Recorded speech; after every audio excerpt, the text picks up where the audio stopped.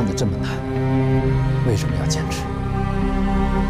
就是为了让老百姓心都热着。咱们这个职业跟其他职业不一样，都是拿命拼出来的。我当警察为了什么？不就是为了能破案吗？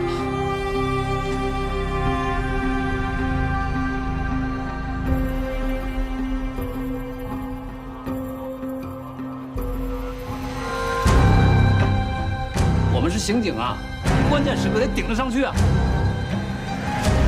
那么多无辜的生命被枪杀，几千号民警日夜奋战，掘地3尺，我把它挖出来。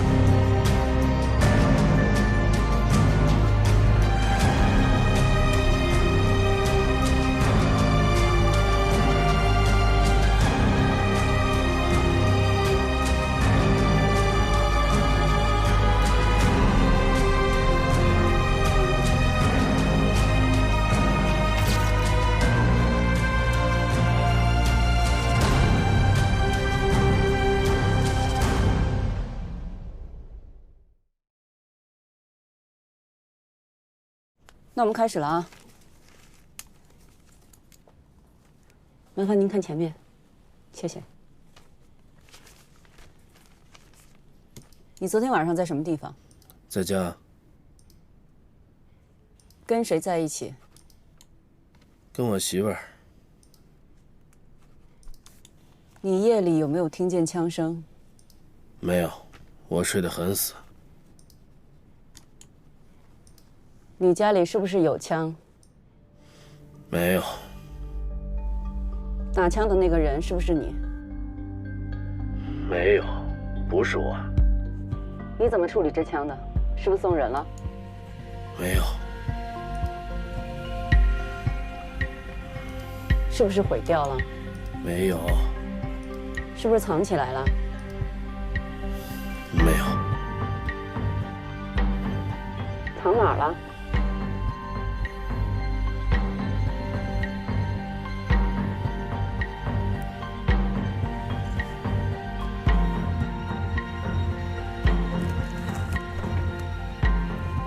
哎，找着了。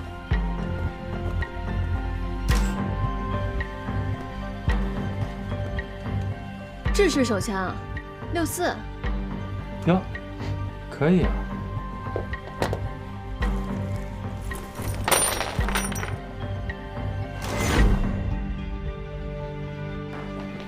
高队，哎，这个技术太神奇了，我今天真是开眼了。你也很赚啊！这一来就赶上一个破得这么快的案子。我是觉得今天特别刺激，这简直就是无中生有的找答案啊，不可思议。这不叫无中生有，这叫做还原案发现场或者时空还原。其实现在国外有很多法庭都会采纳新测的这个结论作为证据，但是我们现在还做不到，希望有一天也能实现吧。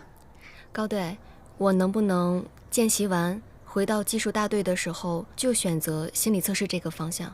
当然可以了，我就等你这句话呢。看好你啊！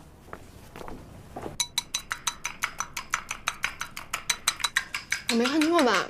秦妈，你亲自下厨啊？你以为你看的是幻觉吗？你秦妈什么不会干？这鸡蛋我可不吃了。我给你换啊！没事。老秦，今天到底谁来呀？你亲自下厨啊？暂时保密，神秘嘉宾。不是你这10几年不进厨房，你做的饭能好吃吗？一会儿你尝尝不就知道了吗？我可不敢尝。呀，我来到了。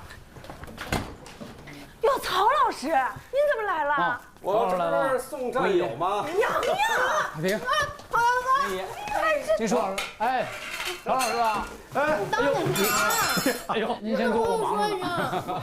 跟你学的嘛。我听青苏说，你跟文怡也演了一出《碟中谍》。什么时候回来的？曹阳哥，哎，你啥时候回来的？刚回来。怎么样？太帅了！可以吧？进来，走。哎，这帮孩子很久都没。刚我就问他到底谁来，就是不跟我说，说保密。这就是分串。哟呵。洋洋啥时候回来的？这咋还穿上警服了？哎，是这样，洋洋过来了。不是你来，我得去看。你去看看。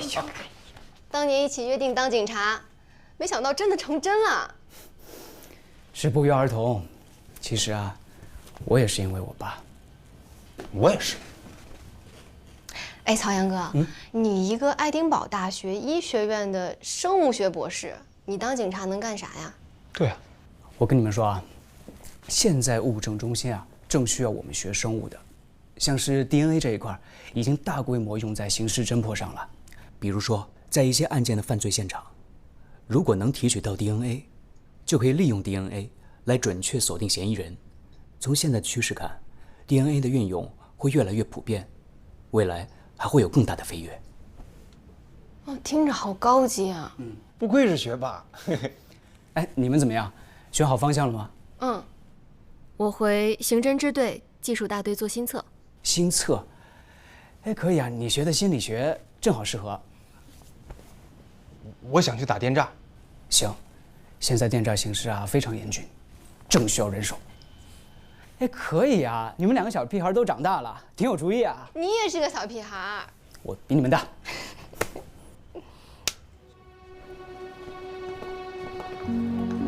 陶婷，秦总。哎。哇，怎么样？行吗？太行了，很气派啊！哎呦，这个是一个电诈的数据平台是吧？是，这边是大数据指挥中心，那边是视频监控中心。我跟二位领导简单的汇报一下吧。我们正在尝试全新的打法，各地市都要派人来，带着地方的最高权限来到这个平台，案发后第一时间上传到网上，做统一的研判。可以。刘处，我是俊杰，我在总队值班呢，刚接到锦城市局的电话，锦城发生了一起命案。今天早上4点来钟吧，在郊区的一个山坡上面，汽车里面发现了一对男女的尸体，家属报案，是姐夫和小姨子2个人在车里面被枪杀了。有监控视频吗？没有视频。技术部门的人通过技术手段已经圈定了40个人。哦，知道了。秦总，刚才那个朱俊杰来电话，说是这个锦城那边发生了一起命案，是在凌晨4点的时候，在他们的一个郊区的一辆车上死了1男1女，而且还是枪杀。现场没有这个视频监控，但是这个技术部门是通过技术手段圈定了40个人。那赶紧的吗？景城那边要不要派人过去？你这样，你带人过去，正好好像那个雷主任正好也在景城那边办案呢，你请他支援一下。行，我跟他们联系。好。秦总，是不是不用这么着急？你这儿能帮上什么忙吗？我可以试试看，锦城也有派人过来。小冯，冯池，哎，来过来一下。冯池以前在景城也是刑警队队长。冯池，你们景城的案子枪案现场没有监控视频，你赶紧跟市局联系一下，看怎么配合。好，我马上去办。陶婷、秦总，我先忙去了。这反应速度可以啊，那我们就一起行动，互相配合。好，赶紧去。好，我这边跟你联系，别输给人家啊。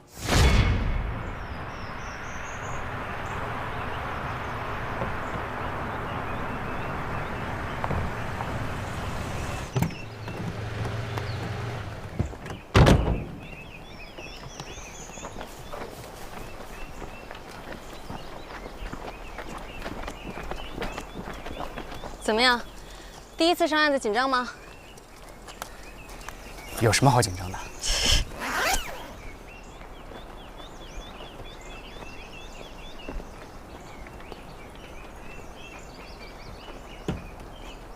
雷主任啊，你好，你好，你好，我市局的，我是小周接到厅里的通知，说你们要过来，刑侦总队的刘处他一会儿就到了。哇，这个地方够荒的啊！具体什么情况啊？这个地方很偏远，人也很少，离这儿最近的村子呢都在5公里之外了。遇难者是2个人，1男1女，姐夫跟小姨子。今天早上，有人上山采药，从这个地方经过，发现了这辆车，车门是开着的，女的就躺在这个车后边，男的在里面坐着。这2个人呢，都是被霰弹枪打死的。他们2个的包都还在，手机、身份证、钱包也都在，没有劫财。有没有性侵害？这2个人的衣服都很不整齐，我们给这个女的提取了生物检材，拿去检验了。尸体也刚搬走，送去做尸检了。去看看现场。好，这边。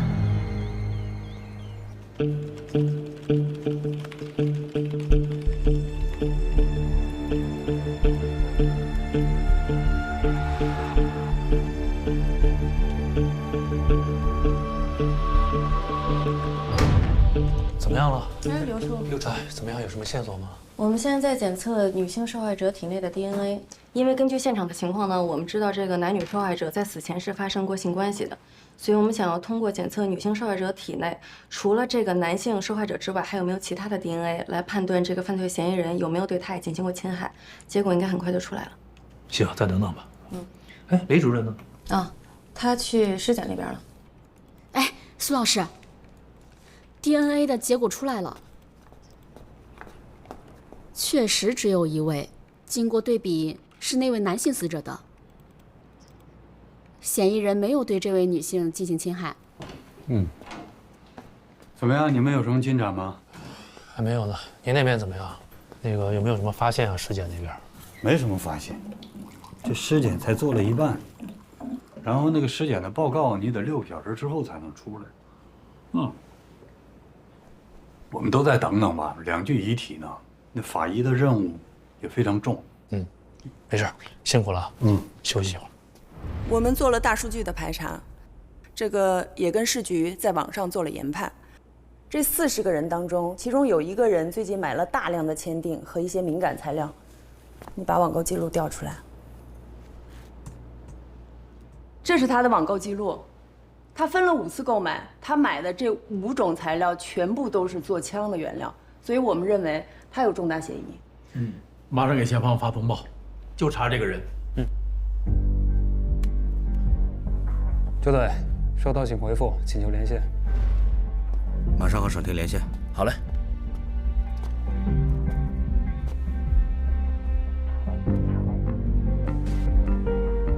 嚯，够大了，这么多领导都在啊！周队，我们查到一个人，他的相关信息和所有的证据材料，我现在打包给你发过来。周队长，您收到。好，我看。从地图上看，应该就在离现场500米不到山坡上那片房子里。太好了，真是太快了！我们这边尸检还没做出来呢，我马上就去落地。先去抓人，啊，趁天黑之前，一会儿查出来告诉魏准。好的，好的，放心吧。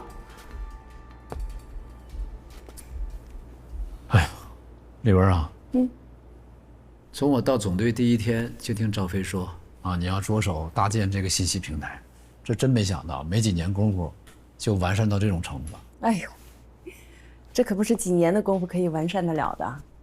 话说这应该是我从到省厅之前就有这个想法了。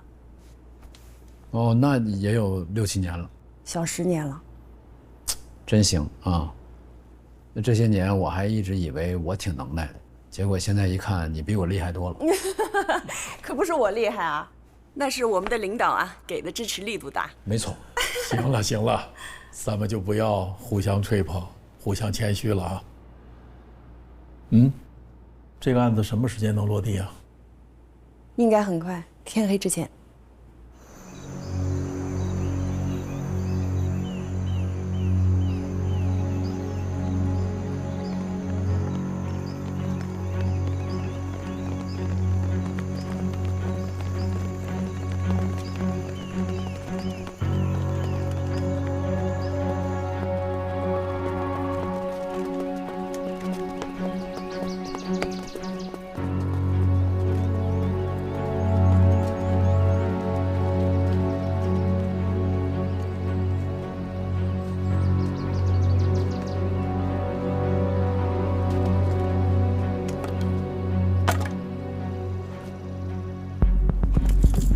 是谁？我知道。放开我！放开老子！你们是谁啊？别动！起来！起来！警察，老实点，是不是邓敏才？是我。那2个狗男女，我弄死了。大半夜在车里面乱搞，弄死他们我才解气。我是为民除害了。有发现？带走。你们要弄就弄死我！雷主任、苏老师、曹老师，人抓到了，这是现场搜到的一些物证。衣服、裤子上都有血迹。这么快就抓着了？我们这尸检结果都还没出来呢。现场还有搜到的那个铅弹和那个铅皮，都已经送到枪弹中心去检验去了。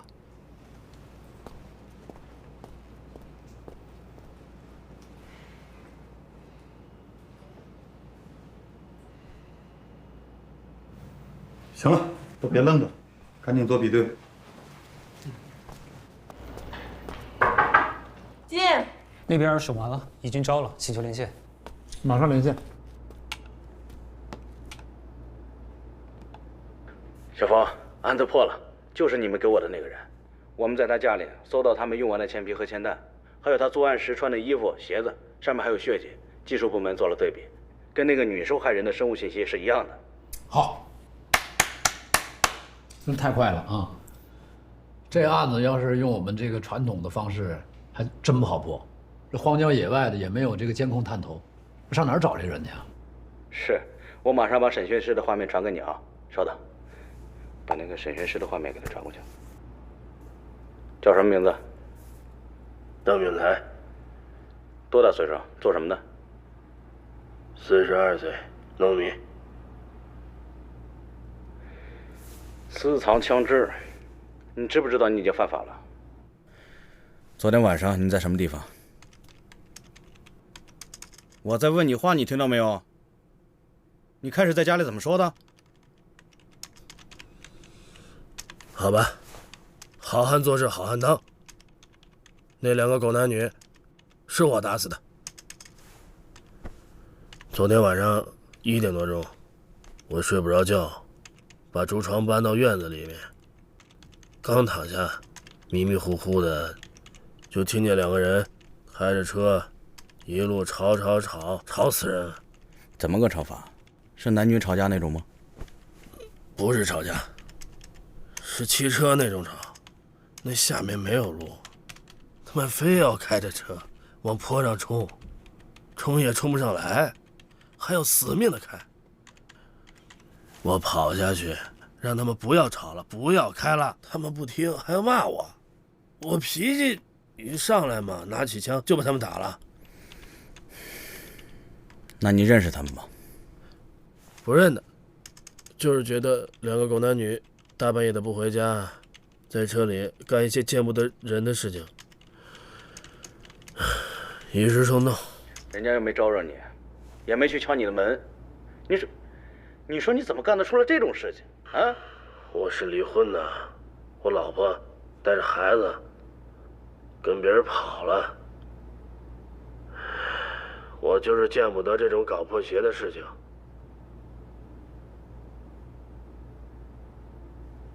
抢钱了没有？没有，嫌他们钱脏。秦总，这边这个情况就是这样，案子破了，但是呢，尸检报告还没有出，怎么样？这个尸检报告还出不出了？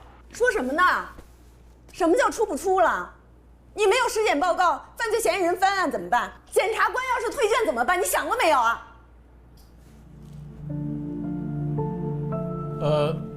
李文说的对啊，当然对了，审是审完了，那移送怎么办啊？啊，法官也要看尸检报告的。你这些证据不固定下来，你怎么起诉？你该做的工作都要做好，你怎么还不会干了呢？掉链子。我知道了，那我们这边继续。你挂了吧。李文，你这还有一盘素菜呢，都给你。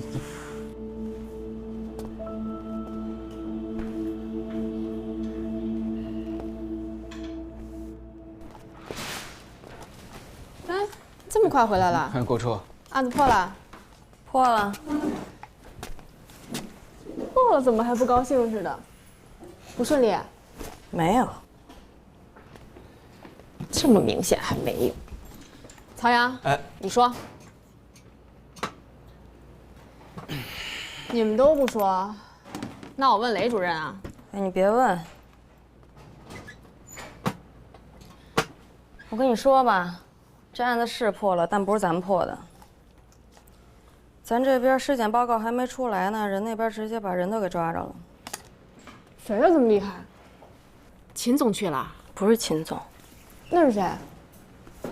情报中心通过大数据分析，直接把人给找着了。情报中心？我说一句啊，其实啊，我觉得没什么，案子破了不就行了吗？像这种没有视频、没有痕迹的案子，如果没有大数据情报，也许根本就破不了。那你不觉得咱学这些东西就都派不上用场了吗？哦，你说这个，那你这 DNA 技术也是新技术、新运用啊。传统刑侦技术，像手、足、弓、枪这类，现在有了视频、DNA、手机技术、网络情报大数据，新技术，不是就在更新换代吗？你知道倒挺多的。也对，以前没有这些技术，案子破不了着急。现在有办法了，我们怎么又失落了呢？我是觉得新技术可以用，但是因为毕竟我们没有经历过这样的技术更新，所以没有这么深切的感受。就这次这事儿一出，把大家都给整懵了。是不是觉得英雄无用武之地了？真不是。以前咱们上案子需要的是时间跟条件，虽然苦，但是习惯了也觉得没什么，顶多就是被领导催一催。这回可好，咱这边报告还没出来呢，那边把人都给抓着了。我就是觉得，咱们掌握的这些技术，已经跟不上办案的节奏了。我理解你的感受，这就是新旧交替，一种秩序被打破，肯定是需要适应一段时间的嘛。我是在想，如果这些新技术没有条件的时候呢？那不还得靠人、靠老的刑侦技术吗？那现在这么着急的往新的技术上转了，到时候真的要遇上那种没有条件的案子怎么办？你说的这个是现实问题，我觉得这也是应该是秦总、雷主任他们该想的。我们起码得把新东西学会、学好，对不对？雷主任，雷主任，这什么这个破柜子早就该换了。你们俩怎么了？见着我不说话了？不说话，我也知道你们俩想什么，想说什么。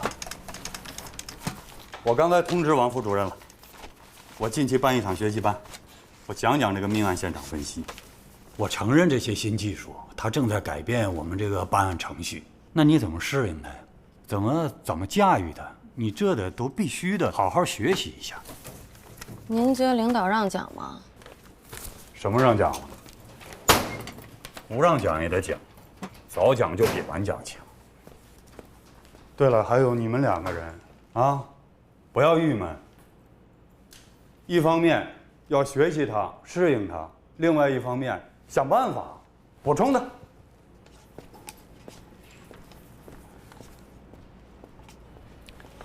听到没有？别郁闷了啊！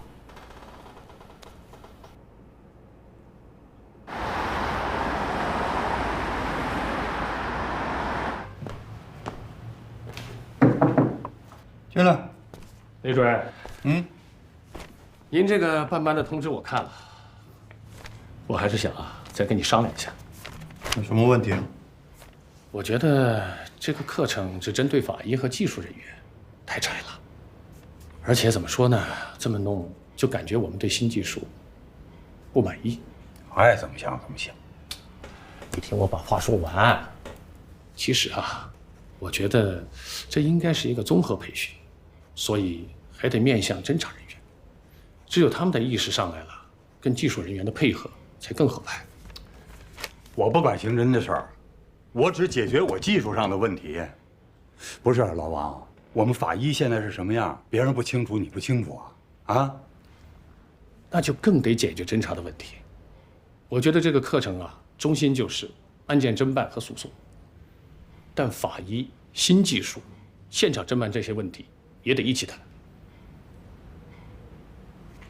你继续说。没别的了。我觉得这样讲，如果效果好，可以接着办。正好，我们现在这个行业里来了很多的年轻人，学计算机的，学法律的，这是好事儿啊。但重要的是去统一专业上的认识。那就这么办吧。那咱们是不是得给厅里报一下，让各地的侦查员、技术员都来听这个课？那是你们的事儿，我不管程序，我只管把课讲好就行了。啊，就这样吧。你呀，作为一名从业30几年的法医，就这些年我深刻地感受到，如果法医的职责只是查明死亡原因，那么法医是没有地位的。尤其是这几年，新的侦查手段的不断的应用，视频一找，手机一查，人呢找到了。你还有的时候呢，我们法医的这个解剖工作还没有做完，案子已经破了。大家一定会觉得我说的呢有点严重，其实不然。现在我们全国上下基本上都是这样的情况。但是首先我要表明我的态度啊，新的侦查手段破案好不好？当然好。维护人民生命财产的安全，那是我们的使命。但是，新的技术的应用是不是可以完全取代传统的刑侦手段呢？来，大家说一说。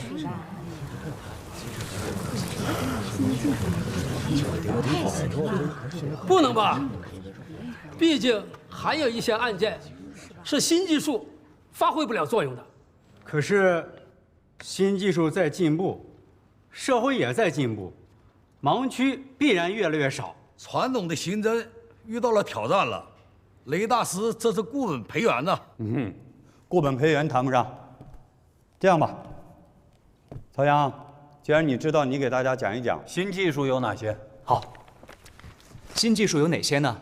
指的是 DNA、视频、手机技术、网络情报等新手段，对于命案的侦破起到了非常重要的作用。2008年以后，新技术开始大规模应用，我们去年命案的破案率已经达到了90%以上，这些都得益于新技术的运用。好，请坐。还有谁有意见？请讲。新技术能成为呈堂证据吗？没错，这就是我今天要讲的重点——诉讼问题。新技术可以很快地缩小范围，非常有效地把人拿到。但是关于诉讼问题呢，到目前为止，还是受到了极大的限制。它只能提供侦破方向，你不能定人。你比如说，这样我做个比方啊，现场我们发现了血迹，我们可以通过新技术，非常快地锁定这个血迹是谁的。但是呢，我们只能证明犯罪嫌疑人到过现场，你不能证明他杀人啊。你除非上面有监控，把整个的作案过程给录下来了。大家觉得呢？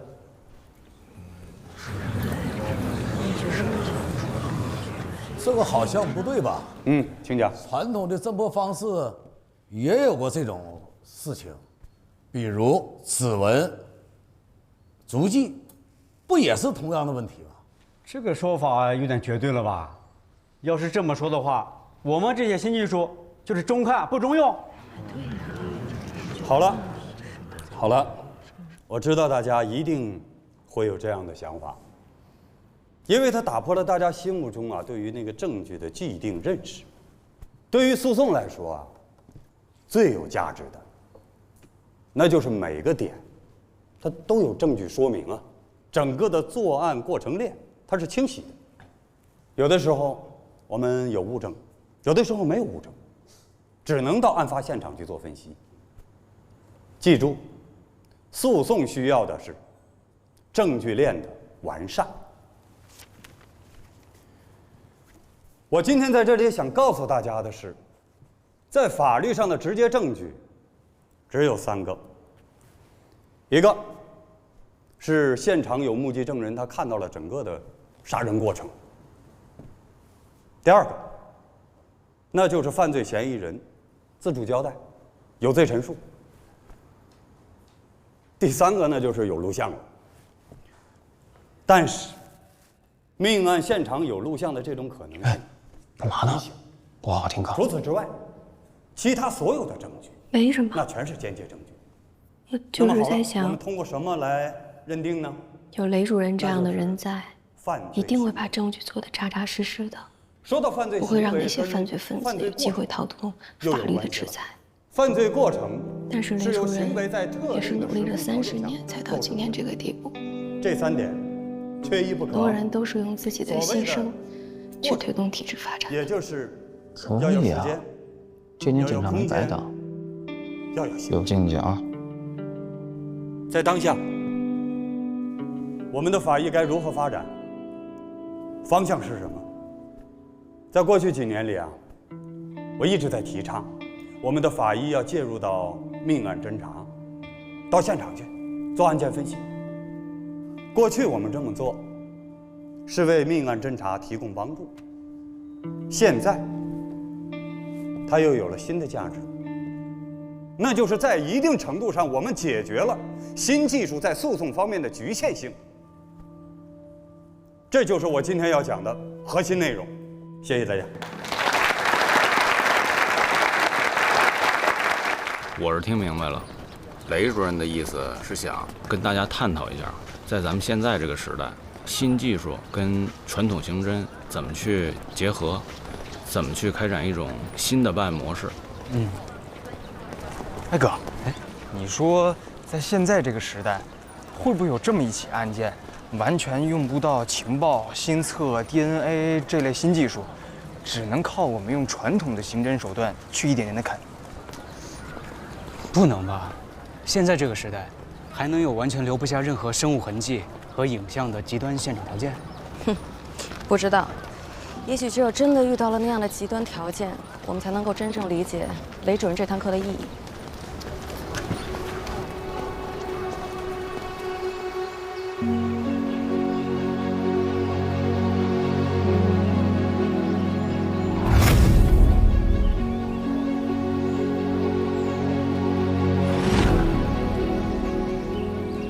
来了，哎，来了，辣椒多的是我的，是这碗辣椒多的，我不要辣椒，好嘞，好，慢慢谢吃啊。谢啊。来，这碗是你的，没有放辣椒，慢慢吃啊。好，谢谢啊，谢谢喽。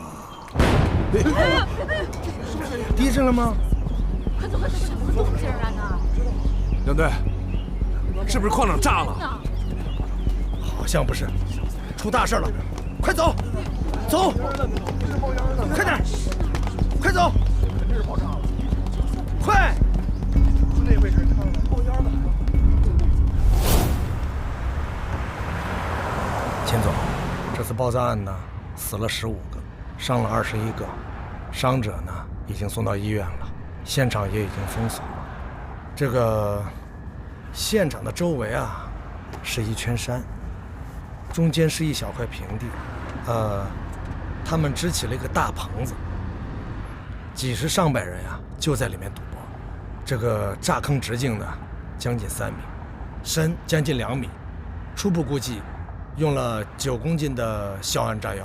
9公斤？哦，1公斤把人就能炸碎。是啊，哪来那么多炸药啊？哦，我们这个地方矿多，采石场也多，好多厂矿、采石场都有这个炸药。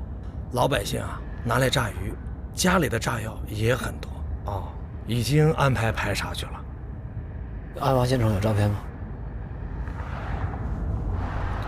你看啊，这个就是现场的赌台，已经炸得不成样子了。当地老百姓呢，叫做滚地龙，就是支起一个斜坡，把3个大头子呢放在这个坡上，用一根绳子拦着。到开局的时候呢，绳子一松，这3个大头子呀就滚下来了。根据这个点数的大小来下注。这个不是过年了吗？好多打工的呀都回来了，赚到钱的呢就过来玩一下，没赚到钱的呢也过来试一下手气。他们为了逃避打击呢，就故意把这个赌场呢设在离市区很远的山里头，1-2个小时内的输赢在100万甚至1000万的现金。那个赌场什么时间人最多？也就是这个案发这个时间，下午1、2点钟，他们晚上搞得很晚，中午起来吃过饭，差不多就开，1、2点钟，也正是钱最多和这个人最多的时候。我看那个照片，现场的交通条件很差呀。对，交通条件差得很，到了山脚下，开上去还要半个多小时啊，还要走一段山路。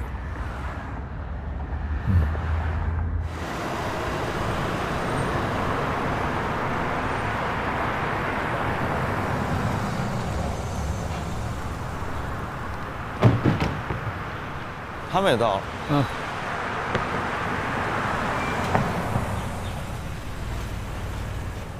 秦总，我们来了。到了。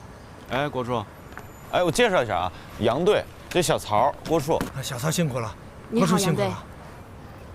还有谁？哦，还有苏畅，但是他接到通知晚了，路上堵车，没有赶上飞机。哦，秦总，这是我们处的郭鑫处长，您头一回见吧？我认识的比你早，10年前就用新技术帮我们破过案。秦总，我们现在就准备去医院了。咱们先看一下死者的情况，还有伤员伤情的分布，随后就开始做分型检测。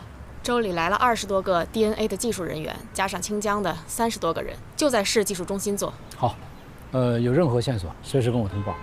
秦总，咱要不要先休息一会儿？不休息了，把东西放回去，马上去现场。行，好。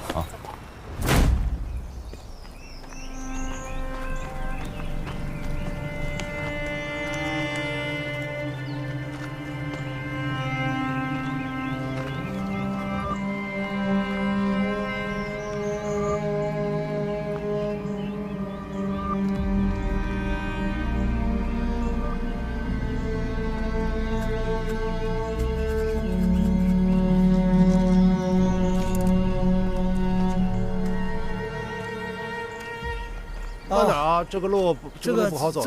这个是秦总，郭处。哦，秦总，慢一点啊。没事，你走你的，慢一点啊。来，这个路这边就是不好走。现场就在前面。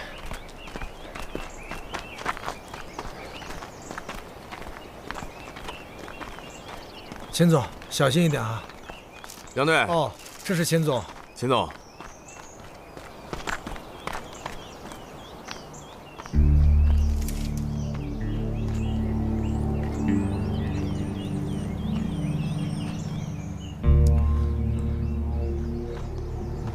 秦总，你看，这个挂钟是爆炸的时候震停的。我们也是通过这个挂钟来推断这个案发的准确时间。炸点的位置应该是在堵台的中间，很可能就在地下。这个架子太大太重，一个人肯定是抬不动，所以推断作案的人应该至少是2个人以上。视频监控查到了吗？这我问过了，离现场最近的一个视频监控是在3公里以外。这中间没有任何摄像头，所以没有采集到任何有用的信息。还有呢，我们分析啊，这个犯罪嫌疑人应该是晚上买的炸药，灯光条件比较昏暗，所以什么也没有录到，所以视频这一块暂时没有条件。赌场老板呢？跑了，但是周丽已经发了协查通报，正在通缉他。这么大的事情，他肯定跑不掉，他有很大的这个嫌疑。这样啊，这现场一点条件都没有。赶紧想办法啊！搭帐篷，做指挥部，弄一些桌椅板凳，然后派人送水送吃的，啊，再搭个厕所。这么大现场，没有3、5天清理不完，这么多人得有保证啊。另外，这个爆炸现场啊，是最复杂、最没有规律的。要想找到有用的物证，就得在这个现场去一点一点的筛啊，一寸一寸的刨，打格子、打网格，5米一个格子，啊，每个人负责一个格子。赶紧去布置。好，现在就去。明海，走。